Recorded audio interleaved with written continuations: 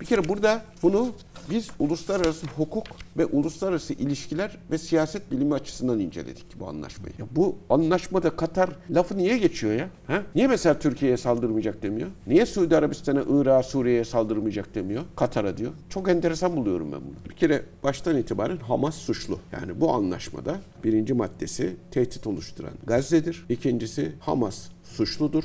Amerika'nın yönettiği, İsrail'in istediği, Hamas'ın ve Filistin'in milli bilincinin yok edildiği bir Gazze. Parasını da etraftakiler verecek. Anlaşmayı taahhüt ettiğin zaman şöyle diyeceksin. Sen şimdi Gazze'lisin. Şöyle kabul etme. Barışı ben bozdum. Özür diliyorum. Taahhüt ediyorum bir daha yapmayacağım. Taahhüt ediyorum bir daha böyle işlere kalkışmayacağım. Ben boyun eğiyorum. Şimdi burada da oluşturacaktır demiyor güvenlik. Çalışacaktır. Oldu. Olmadı. Ben bilmem. Daha çalışıyoruz. GZT Haber Merkezi'nden herkese merhabalar. Yine haritanın başında Amiral Cihat Yaycı'yla birlikteyiz. Amirim hoş geldiniz. Hoş bulduk. Yine seyircilerimiz var. Sizler de hoş geldiniz. Bugün aslında birçok defa konuştuğumuz Gazze haritası üzerinden yine harita yapacağız ama farklı birkaç çizgi var. Dünden itibaren dünya gündeminde de çok olan Trump'ın sunduğu, İsrail'in gündeme getirdiği Gazze planı hakkında anlaşma maddeleri de var. Bu yeni süreç nedir? Nasıl anlamalıyız? Harita üzerinden nasıl okumalıyız? Evet. Şimdi bir kere şunu söyleyelim. Bu Gazze şeridi dediğimiz yer şöyle gösterelim. 41 kilometre uzunluğunda. Burası 13 kilometre.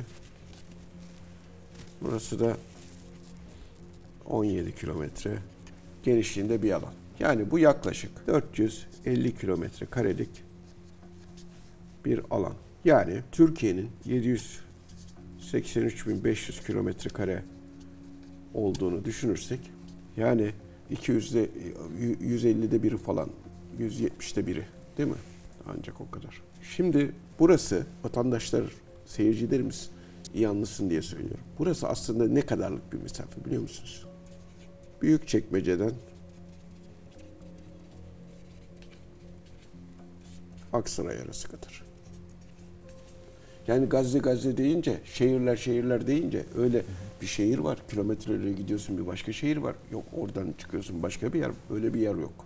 Küçücük bir yer. İstanbulluların aslında günlük hayatta her gün gidip geldiği küçük, yani İstanbul'un tümü değil yani bir baştan bir başı İstanbul değil yani. Burada Filistinler yaşıyordu. 7 Ekim 2023'te kadar. 7 Ekim 2023'te Hamas'ın saldırısını bahaneden İsrail taş üstünde koymadı. 7 Ekim 2023'te şu anda burası sadece Filistinlerin yaşadığı yerler, şu beyazlar. Her taraf beyazdı. Şimdi şu anda Filistinlerin hepsi şuraya sıkıştırılmış vaziyette. Şu kadarcık yerde. Yani Büyükçekmece ile Aksaray arasında küçücük cennet mahallesine sıkıştırılmış. Düşünün. Gelmişsiniz Fındıkzade'nin küçük bir bölümüne, Koca Mustafa Paşa'nın bir bölümüne sıkıştırılmış insanlar gibi düşünün. Diğer her yer yerle yeksan edilmiş, insanlar öldürülmüş, şehit edilmiş, kadın, çocuk, yaşlı demeden, doktor, hemşire demeden herkesi yok etmişler ve şuraya sıkıştırılmışlar. Bu 1974 öncesi Kıbrıs Türklerinin yaşadığı olaylara o kadar çok benziyor ki. Kıbrıs Türkleri de adanın %30'unda yaşarken %3'üne öyle sıkıştırılmışlardı. Ve öldürüle. Şimdi nasıl bir kaderdir bu Müslümanların ve Türklerin kaderi? Çok acıdır yani. Peki Trump'ın açıkladığı bu yeni karar, şimdi bu yeni karar, bu köşeye sıkıştırılan karar şu. Özü şu. Diyor ki, onu da göstermiş. 4 farklı hat görüyoruz şu an. 4 farklı hat görüyoruz. Biraz önce gösterdim değil mi? Şuranın içerisinde diyor, buranın içerisinde şu anda Filistinlilerden insanlar yaşıyor. Hepsinde de değil, biraz önce gösterdik bak. Sadece şurası. Ama burayı gösteriyor yine. Diyor ki, bunun şuraya kadar diyor, şuraya kadar şu anda İsrail ordusu gelmiş vaziyette diyor. Bunun gerisinin hepsini İsrail ordusu işgal etmiş vaziyette. Gazze dediğiniz yer burası kaldı diyor. Burada da zaten çoğu gidik. Şimdi diyor kademeli bir İsrail ordusunun geri çekilme planı olacak. Birinci geri çekilme planı bu sarıya, şartlar yerine gelirse. Bu sarıya çekilecekler. Şartlar yerine gelirse kırmızıya çekilecekler İsrail kuvvetleri. En sonunda da her şey yoluna girdi. İstediğimiz gibi şekillendi her şey dedikleri anda da şu tampon bölge kalacak. İsrail ile Gazze arasında tampon bölge. Nereden kesiliyor bu tampon bölge? Gazze'nin içinden kesiliyor. Bak, İsrail'den kesiliyor mu toprak? Yok. Gazze'nin içinden kesiliyor. İşgal etmiyoruz. Zaten şu anda devam edeceğiz diyor. Bizim istediklerimiz olursa ancak o zaman bunları kademeli olarak önce sarıya, sonra kırmızıya, sonra da tampon bölgeye çekileceğiz diyor. Anlaşmaya bir bakalım isterseniz hep beraber. Evet, çünkü madde aslında çok açık bir anlaşma. Şimdi 21 maddeden bahsediliyor. Basına sızdığı kadarıyla. Şimdi bu 21 maddede önce diyor ki bak, o kadar kritik bir şey ki. Gazze komşularına tehdit oluşturmayan. Gazze'nin komşuları kim ya? Gazze'nin. Şurada bir Mısır var. Bunu düşünüyor. Her yer İsrail. Gazze Mısır'a hiç tehdit oluşturdu mu? Yok. İsrail'e tehdit oluşturmayan. Yani bir kere baştan şu var. Kabul şu. Tehdit oluşturan Gazze. Başkası değil. Kabul ediyor musunuz? Kabul ediyorlar. Bu anlaşmayı alkışlayanlar tehditin Gazze'den oluştuğunu kabul mü ediyorlar? Daha madde 1 dakika 1'de. İsrail tehdit oluşturmadı mı? İsrail soykırım yapmadı mı? Bunu mu kabul ediyorsun? 2. Gazze halkın yararına yeniden geliştirecektir. Peki nasıl geliştirilecekse güzel diyelim. İsrail ve Hamas bu öneriyi kabul ederse savaş derhal sona erecek. İsrail ordusu tüm saldırılarını durduracak ve Gazze şeridinden kademeli olarak çekilecektir. Ne zaman çekilecek? Hangi şartlarda çekilecek? Somut durum nedir? Çekilmezse ne yapılacak? Böyle anlaşma mı? Çekilmezse uygulanacak yaptırım nedir? Ki bu tür anlaşmalarda normalde çok şeffaf bir Tabii, şekilde... çekilmezse nasıl çekilecek? Ne zaman çekilecek? Hangi şartlarda çekilecek? Çekilmezse ne olacak? Soru belki vardır cevabı ama basına yansıyan kadarıyla şu anda yok. Diyor ki İsrail'in anlaşmayı kamuoyunda kabul etmesinden sonraki bazıları 48 saat diyor. Bazıları 72 saat diyor. Sağ ve ölü tüm İsrailli esirler iade edilecek. Hemen iade et diyor. Tamam. Bundan sonra diyor, bunu yaptıktan sonra diyor, Hamas bunları serbest bıraktıktan sonra diyor, iade ettikten sonra diyor, 7 Ekim 2023'ten sonra gözaltına alınan 250 müebbet hapis cezası mahkumun yanı sıra 1700 Gazze'liyi serbest bırakacak İsrail. Tamam. Şimdi esirler iade edildikten sonra barış içinde yaşamayı taahhüt eden Hamas üyeleri affedilecek. Bir kere baştan itibaren Hamas suçlu. Yani bu anlaşmada birinci maddesi tehdit oluşturan Gazze'dir. İkincisi Hamas suçludur. İsrail'in bir suçu yoktur. Öyle diyor. Pak ya. İnanılır gibi değil yani. Ve Gazze şeridinden ayrılmak isteyen üyeleri ise kendilerini kabul eden ülkelere gitmek için güvenli geçiş hakkı tanınacaktır. Yani bunlar diyorlar ki Katar artık ben kabul etmeyeceğim diyormuş. Türkiye ve Suudi Arabistan'a gelebilecekleri söyleniyor yabancı kaynaklarda. Artık onu devlet değerlendirir kendisi. Öyle bir şey var. Şimdi anlaşmaya varıldığında diyor, bak mükafata bak. Anlaşmaya varıldığında Gazze şeridine Ocak 2025'teki anlaşmada kademeli 4 kademeli bir ateşkes vardı. Barışa gidecekti. Bak ateşkes ayrı bir şey, barış ayrı bir şey. Ateşi durdurdum. Daha barışmadım seninle demek. Barıştım seninle, her şey bitti, savaş bitti demek için bir barış anlaşması olması lazım. Diyor ki anlaşmada belirlenen miktardan az olmamak kaydıyla yani bak sana mükafat o zamanki kadar insani yardım 600 tane kamyon girişi izin vereceğiz diyor bak şimdi. Gazelilere verdikleri nimete bak ya. Nimete bak. 600 tane kamyon girişine müsaade edeceğiz diyor. Buraya girebilirler. Daha insanların şehrin içine dağılması yok ha. Buradan çıkış yok. Hala buradalar. Şu mavi hattın içerisindeler. Çıkmalarına dair herhangi bir şey yok şu anda. Yok. Bunun içinde yaşamaya devam edecekler. Sadece yardım kamyonları girecek. Bu da diyor, bu yardımlar da diyor ne Hamas tarafından dağıtılacak diyor. İsrail tarafından dağıtılması mümkün değil. Hamas'a da vermeyeceğiz diyor. Bunu Birleşmiş Milletler, Kızılay ve diğer yardım kuruluşları dağıtacak diyor bunun içerisinde. Buralarda yok. İnsanlar buralara hala çıkmıyorlar. Buraya tıkılmış vaziyette tutuluyorlar. Gazze halka günlük hizmetler sağlamakla sorumlu olacak Filistinli teknokratlardan oluşan geçici hükümet tarafından yönetilecektir diyor. Geçici hükümet. Filistinli teknokratlardan oluşan geçici hükümet. Güzel. Bir geçici hükümet var. Hükümet filan yok aslında. Devamında çünkü hükümet olmadığını anlıyoruz. Ne diyor biliyor musunuz? Amerika Birleşik Devletleri'nin Arap ve Avrupa ortaklarıyla istişare ederek kurduğu ABD'nin Arap ve Avrupalı ortaklarla istişare ederek kurduğu. Arap ve Avrupalı ortaklarla değil. Onlarla istişare ederek Amerika Birleşik Devletleri'nin kurduğu yeni bir uluslararası kuruluş tarafından denetlenecektir. Sen şu işleri yap, ben senin üstündeyim. Ben senin üstündeyim. Kim denetliyor? ABD denetliyor. Yeni bir uluslararası kuruluş tarafından. Uluslararası kuruluşta kim yer alacak? Adam sadece şunu söylüyor. ABD'nin Arap ve Avrupalı ortaklarıyla istişare ederek kurduğu. Yani Amerika kuracak bunu diyor. Ki orada Tony Blair'in de adı geçti. Tony Blair'in de adı geçti. O da yardımcısı olacakmış. Amerikan başkanı da bunun başkanı olacakmış. Yani vali o, vali yardımcısı öteki. neyse yardımcısı. Bunlar da daire müdürleri olacak, o teknokratlar da. Daire müdürleri bile değil. Sokakta çalışan işte taşeron diyelim. Teknokrat dedikleri. Oradan da birkaç adam alacak. Adı hükümet. Asıl bu işi yapacak bunlar. Dolayısıyla başından beri söylediği Amerika Birleşik Devletleri'nin burayı ben yöneteceğim dediğini güzel bir kılıf bulmuşlar. Ama ben de istiyorum akan kar dursun, Gazze Filistinlerin olsun, Filistinler rahatlıkla yaşasınlar, özgürce yaşasınlar istiyorum. Ama bu pek öyle gibi gözükmüyor şu anda. Amerika Birleşik Devletleri Gazze'yi ben yöneteceğim derken hakikaten yönetiyor. Ve buna da güzel bir kılıf bulmuş. Şimdi ne diyecek insanlar? Yani Gazze'de Gazze'liler de kalsın, kalmaya devam edecek dedikten sonra ölmeye devam etsinler de ikilem içerisinde bırakıyorlar bir de böylece. Çok kurnazca. Elbette hani evet destekliyoruz ama şüphelerimiz var diyerek yetinmek zorunda kalacak hükümetler. Şüphelerimiz var ama destekliyoruz diyecekler. Başka diyecek bir şey kalmıyor. Anlatabildim mi? Ama Gazze gidiyor. Ve modern Orta Doğu şehirlerinin inşasına deneyimli uzmanlar bir araya getirilecek.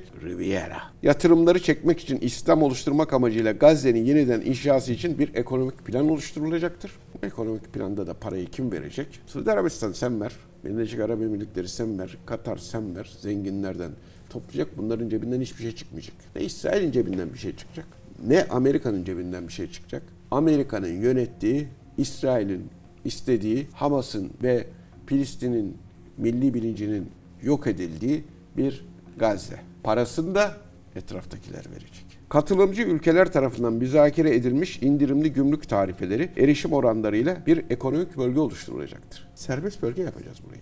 İşte ticaret bölgesi yapacağız. Gazze, Gazze'likten çıkıyor. Uluslararası bir yer haline dönüştürülüyor. Uluslararası bir yer haline dönüştürüyor. Vallahi bilmiyorum. Böyle okumak lazım. Yani benim endişelerim var. Belki de tamamen bir Filistin şehri olacak. İsterim ki Filistin şehri olsun ama görünür o değil. Katılımcı ülkeler, bilmem ABD'nin yönetiminde yardımcısının İngiliz eski başbakanı olduğu bir tarzda yönetilecek ve ekonomik bölge, uluslararası bir ekonomik bölge kurulacak. Kimse diyor Gazze'yi terk zorlanmayacak. Yazışabilirler diyor. Terk etmeyi seçenlerin ise daha önceden geri dönmesine izin verilecek. Ayrıca Gazze sakinleri kalmaya teşvik edilecek. Orada daha iyi bir gelecek inşa etme fırsatı sunulacak. Yani sen burada kal denilecek. Arazisini kim elden alacak? Kime ne para ödenecek? Nasıl orada ekonomik bölge kurulacak? Nasıl şehirler inşa edilecek? Bu şehirlerde kim oturacak? Şehirlere bunlar halk bedava oturtulacak mı?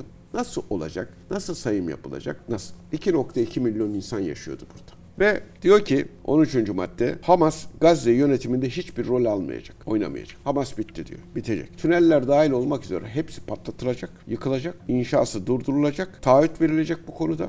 Gazze'nin yeni liderleri komşularıyla barış içinde bir arada yaşamayı taahhüt edecek. Biz kimseye bir şey yapmayacağız. Barışı bozan Gazze diyor. Bak şimdi anlaşmayı taahhüt ettiğin zaman şöyle diyeceksin. Sen şimdi Gazze'lisin. Şöyle kabul etme. Barışı ben bozdum. Özür diliyorum. Taahhüt ediyorum bir daha yapmayacağım. Taahhüt ediyorum bir daha böyle işlere kalkışmayacağım. Ben boyun eğiyorum diyeceksin. Gerçekten yani Türkiye'ye bu şartlar Allah muhafaza böyle bir şart. İşte Sevr'de bu aynı işte Sevr'de İstanbul'un uluslararası bir komisyon tarafından yönetilmesi vardı. Uluslararası. İstanbul'a da aynı şey. Bunlar paket. Emperyalizmin paket barış anlaşmalarıdır biliyorsunuz. Manda yönetimleri.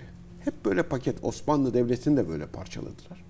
Şimdi burası da böyle parçalanıyor. Şimdi Hamas ve diğer Gazze gruplarının yükümlülüklerini yerine getirmesini, Gazze'nin İsrail'e veya kendi halkına tehdit oluşturmamasını sağlamak için bölgesel ortaklar tarafından bir güvenlik garantisi verilecektir. Diyor ki bölgesel ortaklar Hamas'ın ne İsrail'e ne de kendi halkına tehdit oluşturmaması için bir güvenlik garantisi verecektir diyor. Bölge ortakları. Kim bölge ortakları? Türkiye var mı bunun içerisinde? Suudi Arabistan var mı? Irak, Suriye var mı? Katar var mı? Kim var? Bölge ortakları. Mısır var mı? Peki şimdi soru şu. Burada yine Hamas ve diğer Gazze gruplarının yükümlülüklerini yerine getirmesi bakımından bir güvenlik garantisi verilecek mi? Peki İsrail için bir güvenlik garantisi var mı? Burada verilmesi isteniyor mu? İsrail'in anlaşmaya uyması, yükümlülüklerini yerine getirmesi, Gazze'ye bir daha saldırmaması için bölgesel ortaklar tarafından bir güvenlik garantisi verilmesi diye bir şart var mı burada? Yok. Kimin için var? Sadece Hamas ve Gazze'li gruplar için var. İsrail için herhangi bir yaptırım yok. Herhangi bir taahhütü denetleme yok. Yapılmadığı zaman ne yapılacağı da yok. Ama sürekli Hamas, sürekli Gazze'liler var. Ya kardeşim bir anlaşma, sen tarafsızsan Amerika Birleşik Devletleri iki tarafa da eşit yaklaşmalısın. Öyle değil mi? Hamas sen saldırmayacaksın, İsrail sen de saldırmayacaksın. Sen de çekileceksin. Sen de şu andan itibaren burayı boşaltacaksın. Şu insanlar bir kere hemen girecek falan. Yok öyle bir şey. Daha hala şuraya kadar konuştuk değil mi? Madde geldik 14'e. Hala insanlar şurada yaşıyorlar. Yaşamaya devam ediyorlar. Anlaşmada herhangi bir şey yok. Buralarda İsrail hala var. İnsanlar hala şurada yaşamaya devam ediyor. Şu kadar beyaz alanda. Gazze burası ama insanlar 2.2 milyon insan buraya sıkıştırılmış vaziyette. Yani daha hala buradan İsrail'in çekilmesiyle ilgili herhangi bir şeye gelmedik. 15. Amerika Birleşik Devletleri, Arap ülkeleri ve diğer uluslararası ortaklarla Gazze şeridinde güvenliği denetlemek üzere derhal konuşturulacak geçici uluslararası istikrar gücü oluşturmak için çalışacaktır. Oluşturacaktır değil. Uluslararası anlaşmalarda, uluslararası hukuk metinlerinde çok dikkatli bakmak lazım. Oluşturacaktır değil, çalışacaktır. Bu SDG, PKK ile Şam hükümetinin yaptığı anlaşmada da entegre olacaktır. Katılacaktır değil. Bak katılmak değil, lağvetmek değil, entegre olacaktır. Entegre olmak demek iki tane parçanın birbirine değmesi demektir. Kendi yapısını bozmadan. Kendi yapısını bozmadan. Şimdi burada da oluşturacaktır demiyor güvenlik. Çalışacaktır. Oldu. Olmadı. Ben bilmem daha çalışıyoruz. Bu güç uzun vadeli bir iç güvenlik organı olarak görev yapacak bir Filistin polis gücü oluşturacak ve eğitecektir. İsrail bunu kimler olacak bunun içerisinde? Hangi Arap ortaklarıyla ve diğer uluslararası ortaklarla? Diğer uluslararası ortaklar kim ya? Diğer uluslararası ortaklar. Uluslararası. Diğer devletler yok. Uluslararası ortaklar. Kim bunlar? NATO, Birleşmiş Milletler, Avrupa Birliği. Kim? Kim yani değil mi? Kimler? Yok ortada. Çok belirsiz laflar. İsrail Gazze'yi işgal ve ilhak etmeyecek. Tamam. İsrail ordusu bak bir tek konu. İsrail ordusu bölgede değişen güvenlik güçleri istikrarı sağlandıkça şu anda işgal ettiği toprakları kademeli olarak devredecektir. Lafa bak ya. İsrail ordusu bölgede değişen güvenlik güçleri istikrarı sağladıkça. Yani bu hani çalışacağız diyordu ya, kurulacaktır. Kurulmasına çalışılacaktır. Eğer o çalışma neticelenir bir şey kurulursa, burada da istikrar sağlanırsa o zaman İsrail ordusu kademeli olarak önce buraya, sonra buraya geçecektir diyor. Bak şimdi. Allah Allah. Bunun kriterleri ne ya? Kim değerlendirecek? İsrail ordusu bölgede değişen güvenlik güçleri istikrarı sağladıkça. Ne demek ya? İstikrarı sağladıkça. Kim istikrarın sağlanıp sağlanmadığına kim karar verecek? İstikrarın sağlandığının teyit edildiği kriter ne olacak? Ne zaman olacak? Nasıl olacak? Buna kim karar verecek? Çekilsen diye. İsrail mi karar verecek? Kim karar verecek? Acayip bir şey yani. Hamas. Bak İsrail'e daha bir şey var mı şu ana kadar? Yok. İsrail için yazılmış. Hamas bu öneriyi geciktirir veya reddederse. Bak, bizim bu önerimizi derhal kabul et. Geciktirme. Hele reddedersen yukarıdaki noktalar terörden arındırılmış bölgelerde uygulanacak ve İsrail ordusu bu bölgeleri kademeli olarak uluslararası istikrar gücüne devredecek. Eğer bunu kabul etmezse İsrail elleri eksan edecektir buraları diyor. Buraları terörden arındıracaktır diyor. Bu bir barış anlaşması değil. Sen bunu kabul etmezsen İsrail girecek. İsrail'e sen girme demiyor. Neresi kaldı? O da şurası. Buralara da girecek diyor. Zaten küçücük yere tıkılmışlar insancıklar. Buralar terör yuvasıymış. Ya Gazze insanlar buralardalar ya. Buraları da ezip geçecek diyor. Ondan sonra da diyor ki İsrail Katar'da gelecekte saldırı düzenlemeyi kabul eder. Katar'la ne alakası var şimdi konunun? Katar nereden çıktı bu barış anlaşmasında? ABD ve uluslararası toplum Doha'nın Gazze'de önemli arabuluculuk rolünü kabul eder. Katar arabulucu olacak diyor. Katar'a da saldırmayacak diyor. Ya bu anlaşmada Katar lafı niye geçiyor ya? Ha? Niye mesela Türkiye'ye saldırmayacak demiyor? Niye Suudi Arabistan'a, Irak'a, Suriye'ye saldırmayacak demiyor? Katar'a diyor. Çok enteresan buluyorum ben bunu. Ki şu ana kadar hiçbir ülkenin adı da geçmiyordu. Adı da geçmiyordu. İlk kez. Çok enteresan buluyorum bunu. Nasıl bir oyun içerisindeyiz acaba? Katar'a telefon ediyor. Özür diliyor Netanyahu Trump'ın yanında. İsrail'deki o Ben Gvir ve Smotli diye bir adam var. Onlar da onların koalisyon ortakları. Bunlar Siyonist. Katar'dan nasıl özür dilersin? Çok haklıydık biz orayı vurmakla bilmem neydi filan diye de adamı da bir de o Netanyahu kasabı da böyle eleştiriyorlar yani ondan sonra. Ama çok enteresan bak. Katar'da gelecekte saldırı düzenlememeyi kabul eder. Desene sen kardeşim. Hiçbir yerde artık saldırı düzenlememeyi kabul eder diye. Arabulucu rolü Katar niye diyorsun? Çok enteresan. Bunun kokusu sonradan çıkar. Devam edeceğiz bunu takibe. Nüfusu radikalleşmeden uzaklaştırmak için bir süreç oluşturulacaktır. Bak şimdi. Bak çok önemli bir şeye geldi. Bu süreç İsrail ve Gazze'deki zihniyet İslam'a yönelik. Bak İslam'a yönelik. Anlatıları değiştirmek amacıyla bak Müslümanları suçluyor. Radikal diye Müslümanlara söylüyor. Siyonist Yahudilere söylemiyor. Bak Siyonist Yahudilere söylemiyor. Müslümanları suçluyor ve Gazze'deki zihniyeti değiştirmek lazım diyor. Anlatıları da değiştirmek lazım diyor. Ve bingo bir terim kullanıyor. Değiştirmek amacıyla dinler arası diyaloğu da içerecektir. Dinler arası diyalog. Kimi hatırlattı size? FETÖ'yü. Değil mi? Gördünüz mü? Siyonizm her yerde aynı. Gazze'deki Müslümanları Hristiyanlığa yakın bir anlayışa getirmek için dinler arası diyalog. Bu dinler arası diyalog lafını bir de kim kullanıyor? Fener Rum Kilisesi başpapazı kullanıyor. Bunlar kimin oyunlarıymış demek ki? Amerika Birleşik Devletleri'nin gibi gözüküyor ama Siyonizm oyunları. Gördünüz mü? Bingo. Dinler arası diyalog. Şimdi Gazze'nin yeniden inşası ilerledikçe, Filistin yönetimi reform programı uygulandıkça Filistin halkının arzusu olarak kabul edilen Filistin devletinin kurulması için güvenilir bir yolun koşulları oluşabilir. Oluşabilir. Yuvarlaklığa bak. Oluşabilir. Bunun oluşma fikrine bile karşı. Ama yuvarla gitsin. Bununla buraya ekleyelim 20. madde olarak. Ve ABD barış içinde bir arada yaşama için siyasi bir ufuk üzerinde anlaşmak üzere İsrail ve Filistinler arasında bir diyalog kuracaktı. ABD burayı yönetecek. Daha hala şu ana kadar şuradan İsrail askerlerinin çekilmesiyle ilgili bir şey gördük mü?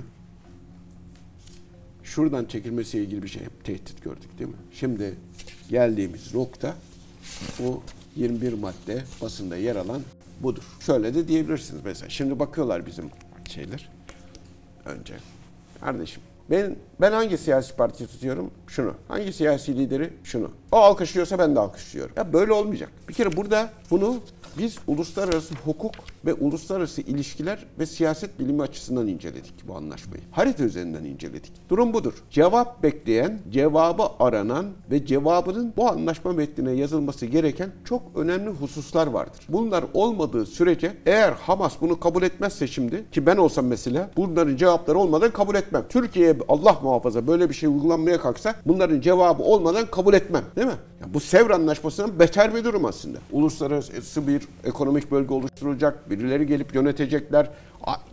Kağıt üstünde bir Filistin teknokrat hükümeti olacakmış da bilmem ne de falan. İsrail tamamen haklı, Gazze haksız, sadece Hamas da demiyor, Gazze'li gruplar diyor. İslam haksız, Müslümanlık haksız, dinler arası diyalogla bunu yumuşatacağız. Hristiyanlığa yakın bir Müslümanlık anlayışı oluşturacağız diyorlar. Aynen daha önce Türkiye'de yaptıkları gibi. O zaman buna çok dikkat etmek lazımdır. Teşekkürler. Ben teşekkür ederim.